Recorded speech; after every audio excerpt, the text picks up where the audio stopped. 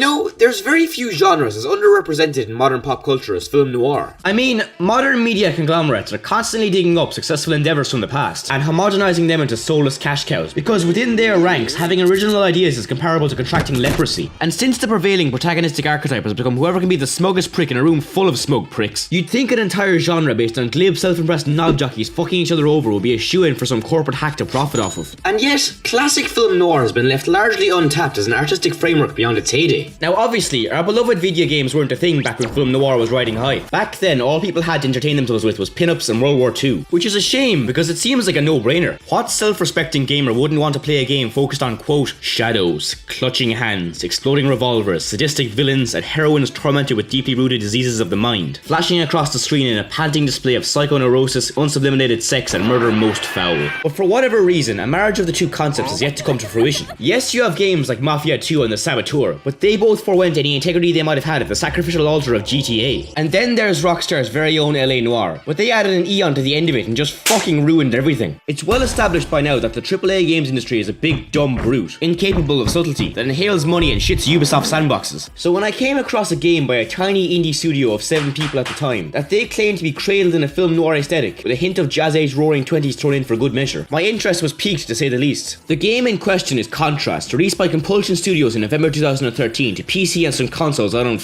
probably these ones. It was their very first release, and going by the trailer and the promotional artwork, it looks like our plucky dev team were true to their word, even if you do get the vague impression that they were massive Tim Burton fanboys. But fuck, who didn't love Jack Skellington? So you open the game, the splash arts start rolling, and you went and left me.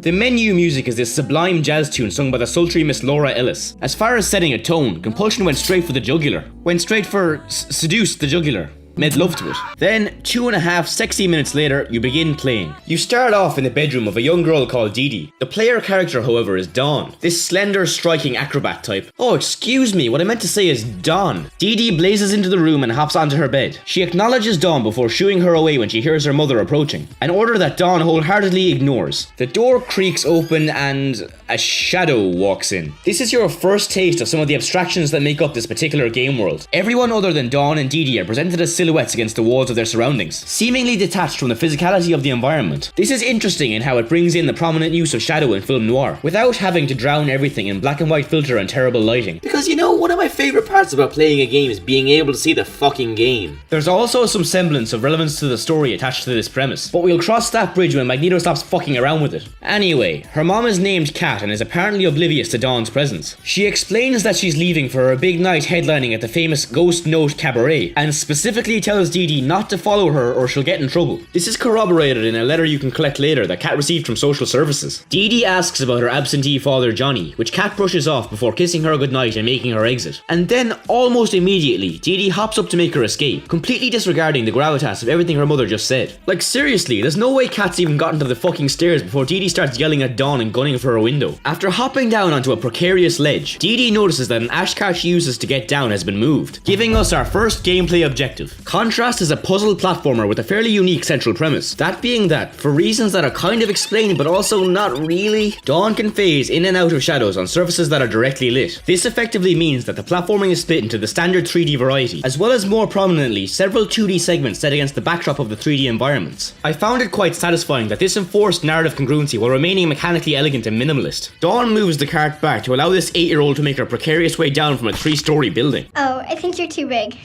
Too big to fit through there. Of course she can fit through there. There's more fucking mass in her jazzy mo hairdo and trendy overalls than there is in her entire petite little figure.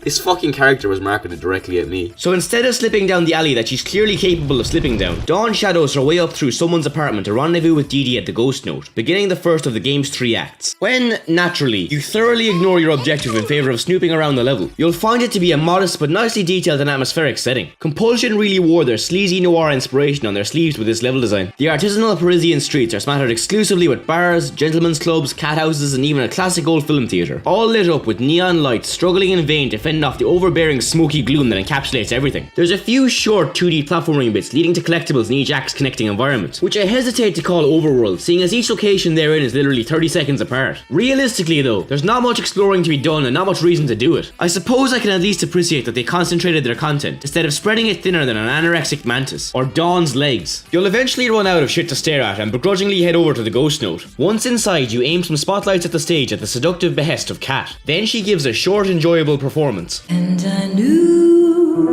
right away that you would want me. Before the curtain drops abruptly and she uses her big old 2D titties to force this figure here backstage. Tailing her via trampling the jazz band, it turns out to be Johnny, Dee Dee's estranged father, pleading with Kat to allow him back with them. She's not having any of it, but Johnny just about manages to convince her to meet him in his hotel room, before she goes back on stage and he strides out. You working another one of your famous deals? This one's big, Kat. Oh, sure it is.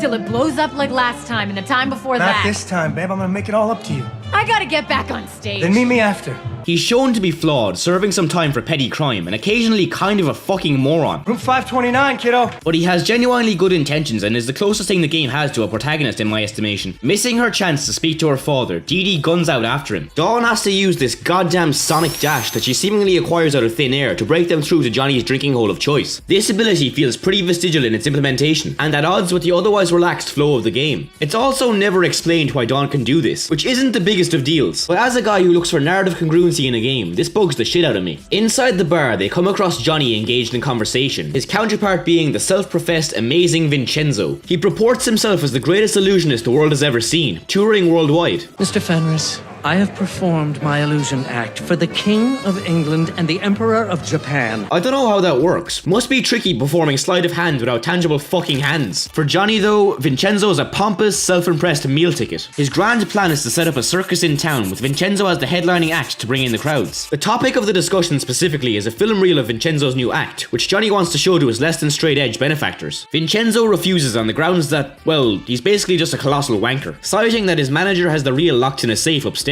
They disperse without coming to an agreement, leaving you to sneak up to the manager's office. The stairs are locked off, but by pushing this little projector cart around you can forge your own way up. While I wouldn't really call this a puzzle, seeing as anyone with eyes could figure it out. I like how the team went whole hog with the shadow concept, making use of perspective and the 3D nature of the structures onto which they're projected. You grab the reel out of this here safe and then run out after Johnny again before he's fitted for a pair of new concrete shoes. Also, as a side note, the fact that this game has jazz bar written as one word here had rocking the Casbah looping through my head for the entire fucking playthrough.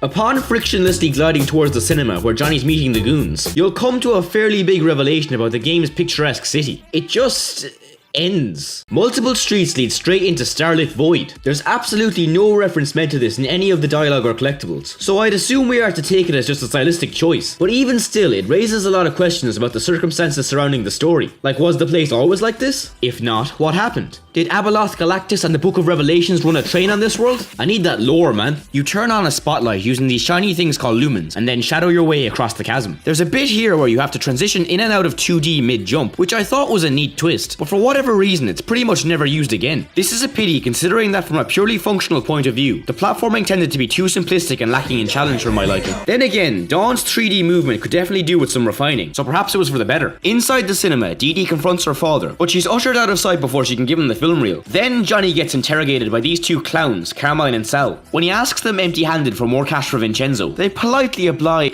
No. After naturally taking the time to laugh at the absurdity of this scene, you run Vincenzo's showreel on the projector. Mario and Luigi, now satiated, scoop the bloody Johnny off the ground and walk him out all buddy-buddy. Well, I assume he's bloodied. My eyes don't speak shadow. They insist on meeting Kat when she's mentioned, which Dee Dee recognises as a threat. So the ladies leg it over to Johnny's hotel. Said hotel turns out to be just an elongated platforming puzzle from the ground level up to the 5th floor. As I already hinted at, the puzzles are unfortunately the weakest aspect of this puzzle platformer. Nothing gets more complicated than activating the switch to move the shadow. During the ascent, I just switched my brain off and interacted with each object as it presented itself, and I got by with minimal setbacks. Call me a sadist, but I do get a buzz out of actually having to expend some mental effort to accomplish a task. Tinky, I know. Having made the climb, Dee Dee finds that the corridor leading to Johnny's room is blocked off, so Dawn has to go scale a heated altercation between Kat and Johnny to allow her through. This is one of the more memorable sequences of the game, because of the manner in which the gameplay and the character drama meld symbiotically. There's a bit of a weird twist that kind of spoils it though. See, what you're supposed to do is unblock Dee Dee's way so that she can rush in and defuse the situation. However, if you just wait and let it play out, the scene is quick to implode in on itself, because I guess the writer's house was on fire as he was figuring out their dialogue, so he just bookended the encounter as abruptly as possible. So they're talking about Johnny's plan and his previous catastrophes when he goes in for a kiss, at which point, out of nowhere, she pulls a gun on him. Go ahead and shoot. I got 2 holes in me where you and Dee Dee used to be. Put another one in there, finish me off. A major plot point is revealed, that being that Vincenzo is Dee Dee's biological father, though he never wanted any part in her life, leaving Johnny as her male paternal figure. Kat then puts the barrel to her own head, and in trying to stop her, Johnny takes a bullet to the gut, resulting in a failure state. I think it's the notion of Kat's suicide that really gets me here. It'd make sense if she was portrayed as miserable or mentally unstable, but up to now she's shown to be a strong independent woman and a devoted mother. There's no way she'd take her own life on a whim and leave Dee Dee alone, even if any rational person would have sold this half-assed Coraline knockoff into slavery by now. But ignoring that clusterfuck, in the version of events that I guess we're supposed to take as canonical, Kat tentatively puts her faith in Johnny, bringing the first act to a close. Cut to Dee Dee's bedroom a few days later. Dee Dee wants to talk to Vincenzo, so the pair head out of the house down to the beachfront where Johnny's circus is under construction. This side is the setting for Act 2, and while it's the smallest map of the 3 acts, it's definitely my favourite, laden with charm and personality in its vintage visual design. What happens is, Dee Dee and Dawn head into the big top, where Vincenzo is doing what Vincenzo does best, being a top tier whiny little bitch. He insists to Johnny that he won't perform unless the entire circus is up and running for opening night, listing off various attractions as being in states of disrepair. Your task therefore is dodging around fixing shit so that this fucking diva isn't given anything to complain about. First up is a hot air balloon, snagged on some rooftops. You get to it by turning on the carousel, allowing you to make your way up around the inside of this plaza. This is the longest continuous platforming segment and probably the hardest, and yet it's still lacking in teeth.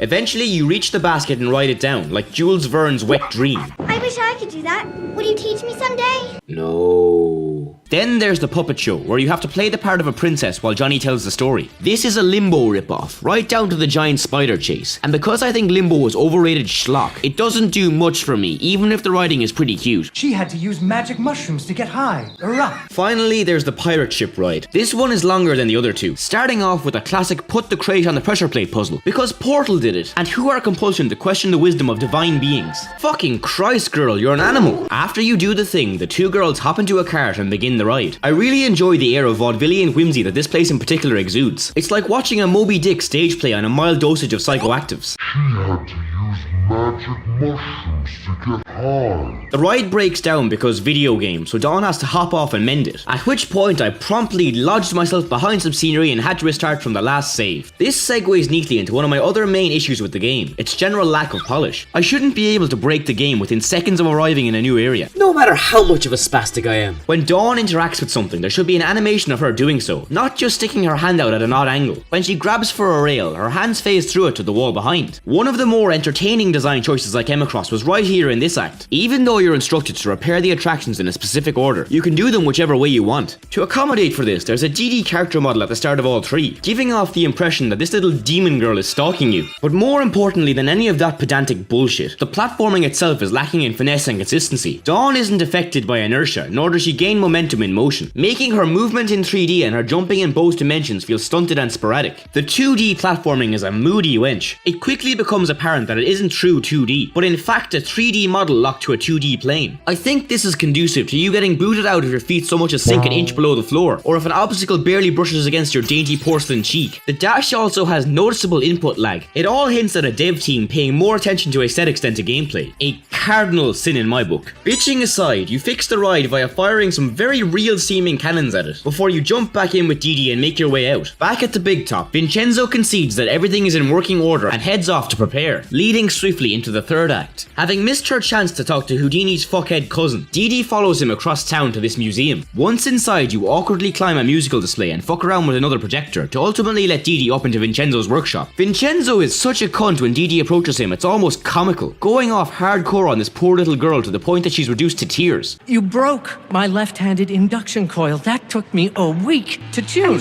sorry. I told your mother all of this years ago. What is her phone number? And then he just keeps going. Okay, see? This is what I'm talking about. This is what I can't have. He does cool off and call Kat to come get Dee Dee, but really this whole scene serves no purpose. I guess it gives Dee Dee some vindication that Johnny is her quote-unquote real dad, but I don't feel that that was ever called into question. It's like if you got 3/4 of the way through Ocarina of Time, and then it briefly cuts to Ganon punching kittens, just to make clear that he is, in fact, the antagonist. Next, we head over to the main stage, right as Vincenzo is about to perform. It's implied by the audio that these seats are filled, though there aren't even shadows of the crowd, which I think is asking just a little bit too much of the player's imagination. And then, because Johnny is apparently incapable of doing fucking anything correctly, the lighting short circuits, resulting in everyone losing their shit. I never should have let him back. If you give them their money back, you can't pay us. Why can't he get anything right? Charlie's angels are left to go to a nearby lighthouse to use its spotlight. The place appears to have belonged to Vincenzo at some point, considering the amount of material lying around pertaining to him. The puzzles on the way up are based on moving shadow crates via constricting light around them. This is pretty cute and thematic, though still not especially challenging, nor is it expanded upon. You have to power and unpower certain nodes so that consecutive light sources can be used to advance. Towards the top, the music goes all melancholic and snippets of prior, I guess, meaningful scenes begin to play out as you go. This culminates in you walking up this pathway of household objects to the spotlight and finally illuminating the stage below. You're teleported back down just as Vincenzo's act begins. For all his build-up, the dude is only on stage for a hot minute, though he does divulge some key information about the game world. A physicist named Albert Einstein tells us that our universe may not be the only one. The citizens of these other worlds, we are shadows. When he's done and everyone's cleared out, there's a final scene up on the scaffolding with all the main cast. Kat consoles a very somber and downtrodden Johnny before Vincenzo enters, and Dee Dee tells all about how she's been saving the day this whole time. Johnny makes the suggestion that Kat and Dee Dee would be better off with Vincenzo. I think they need you. Me? I'm a walking calamity. No, Daddy, we You need risked you. your life to be with them. Johnny, what did you do? He nearly got himself killed to get you back. Hearing this, Kat takes Johnny back for good, wrapping up everything in a very wholesome fashion. But then, just before credits roll, we're thrown a curveball. I bet you get to Shanghai on your own steam. But how? Well, you'll figure something out. After all, you are my daughter. How'd you do that? I thought only Dawn could do that. I'd like to take a minute to reveal my theory of how these final few seconds link all this convoluted string theory bullshit together. So we have our two distinct dimensions, Angster's Paradise and the Shadow Realm. In the lighthouse, you find out that Vincenzo comes from a long lineage of illusionists / physicists. A newspaper clipping tells of how one of his predecessors and his assistant went missing, except that their belongings seem to be continually interacted with. The conclusion I came to, therefore, is that Vincenzo's family figured out a way to travel between the world we see and the world that Kat and Johnny inhabit. So we know that Vincenzo went to the other dimension and got Kat pregnant, resulting in Dee Dee. Up until now, the only character in this world that the shadow characters interact with. Now this next part is a logical jump, but it fits within context. I think that because Dee Dee's parents come from two separate dimensions, she as their offspring exists in both of them simultaneously. My primary source of evidence for this being this here poster. Dawn is a resident of this world and is or was Vincenzo's assistant, whom Vincenzo assigned to act as Dee Dee's guardian angel from her reality. This would explain why nobody but Dee Dee and Vincenzo can see Dawn, and also why Dawn is capable of swapping between the two dimensions. Now, this does leave a few questions to be addressed, like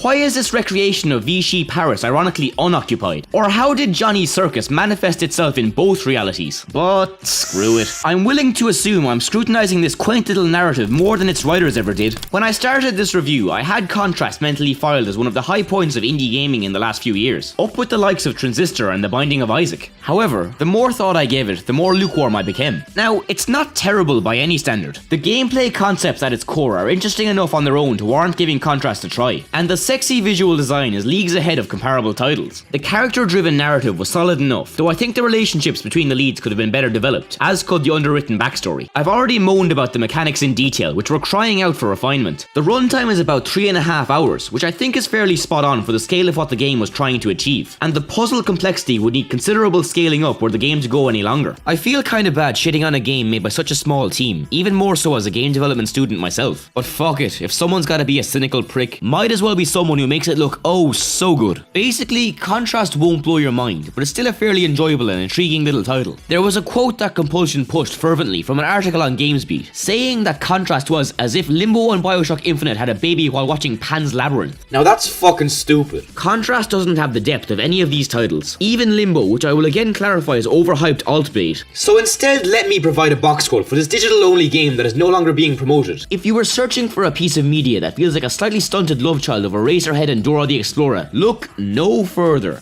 7 out of 4, I like her cravat.